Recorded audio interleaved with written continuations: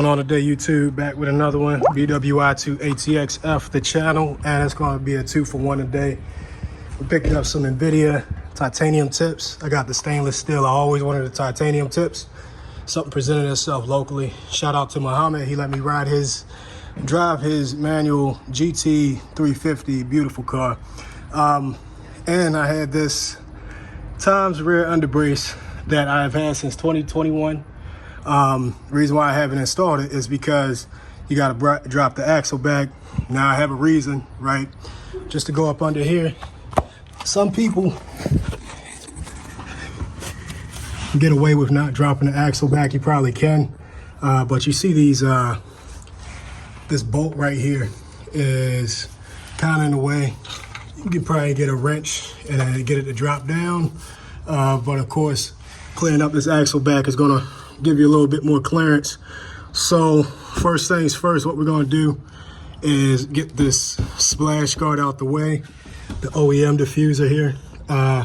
It's a few clips. I believe these are 10. This is a 10. This is a 10.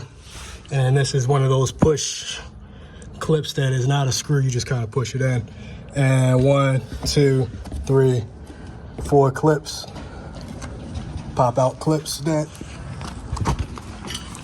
detach from the rear diffuser here, or valance, or whatever they call it. Dirty as I would expect, but we're just gonna dump this out. I want to correct what I said there. Upside down, this is gonna be a 10, 10, 3 10s. This is the 12. All these stay in place. They don't drop off the splash guard. And you got the 4 clips up there. Your hardware with the Invidia, you might have different sizes, but it's going to be a 12 front and back. That is free spinning. It's a nut, not fixed. Gonna need a wrench, 12 wrench, and a 12 socket to get that off. Axle back is completely free. You got 3 hangers. You see mine has a little, well, that's not a notch, but you're gonna slide this one out first. And you got 2 more back here, 1 and 2 on the outside. We got camera on it. Right there. Pull this to the right, pull out that hanger, and then pull back. This should drop right off. Now you're just gonna do the reverse, putting it back in, put these back in, these 2 in first, and then slide that in, and you can bolt up. All side by side. And we're gonna clean this up. This will be for sale, a full cat back. I'm just doing the axle back. I had to get the cat back, so I could do the axle back just for the titanium tips. Full cat back coming for sale, stainless steel. So we got that side out, and we're gonna drop this in the same fashion. Got some clearance. You don't have to worry about prying nothing or getting anything out the way.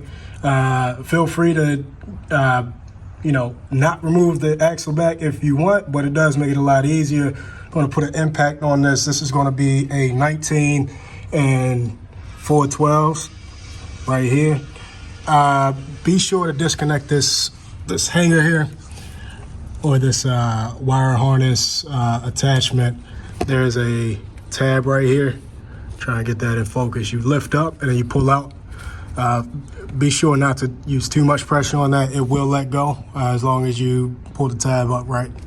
And you'll be able to retain these clip brackets, as well as this mount point where the splash guard is going to go on. Times did a real good job engineering us to retain factory mount locations and brackets.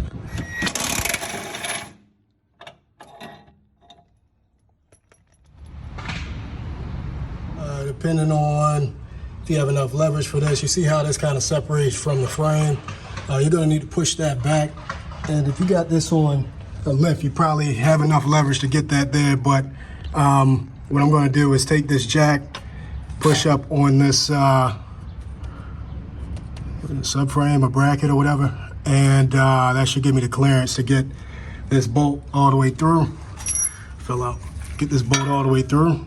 Be sure that these rubber components do not get moved. They do move. Make sure they don't move too much, and definitely make sure that they're still inserted when you reinsert this bracket. If not, you're gonna have a bad time. A little bit of a pivot. Ideally, you don't want to use jack stands for this job. You want to use a cradle, so there's weight of the car to make sure that the subframe does not drop.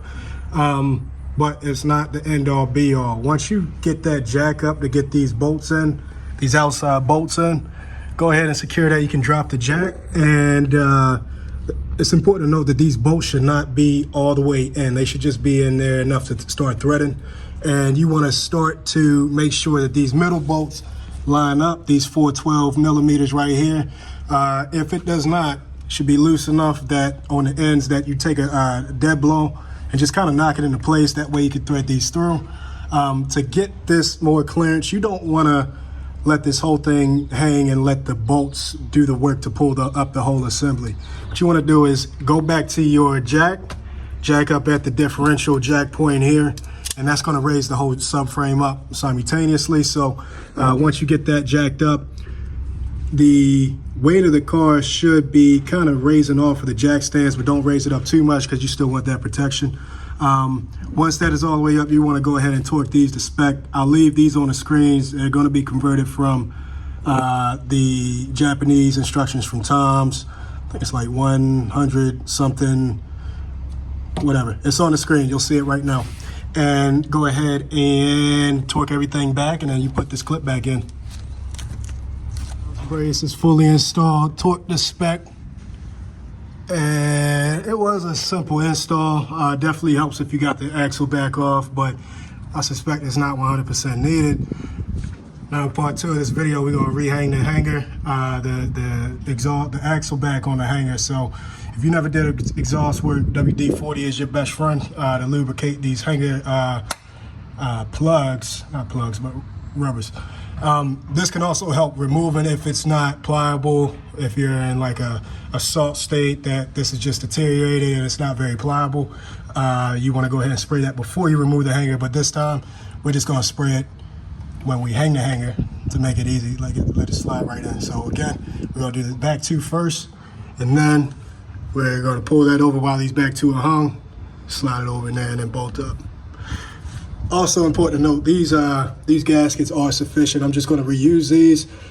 They are engineered to work with this system, the catback system. So this is not the same issue of using OEM gaskets like it is in the front, trying to bond to an OEM manifold flange to a aftermarket flange.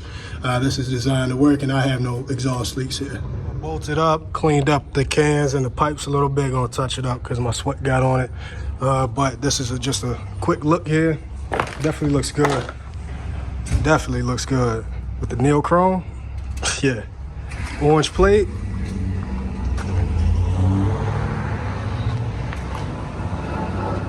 Yeah, it's coming together. So only thing left to do is put this back on. Like ain't coming. Put this back on, you just do it in the reverse that you took it off.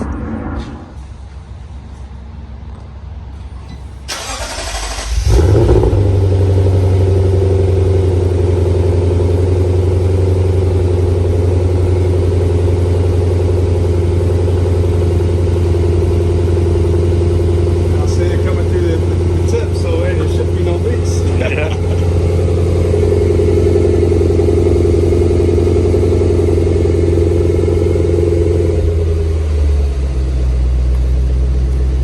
Y'all, final look, and we're gonna clean these tips up. Common misconception if I can talk, titanium tips or chemically treated titanium tips, which what these are, you never want to use a mag polish. It's going to take the finish off. In the event that you do use mag polish with titanium, you want to go ahead and get a burn going on. If it's chemically treated, you're fucked. So always use soap and water, ideally, and if need be, you can use isopropyl alcohol. Been another episode of BWI2ATXF, the channel. Go ahead and like and subscribe if you haven't already.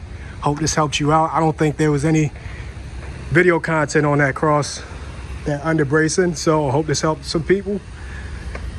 See y'all next time.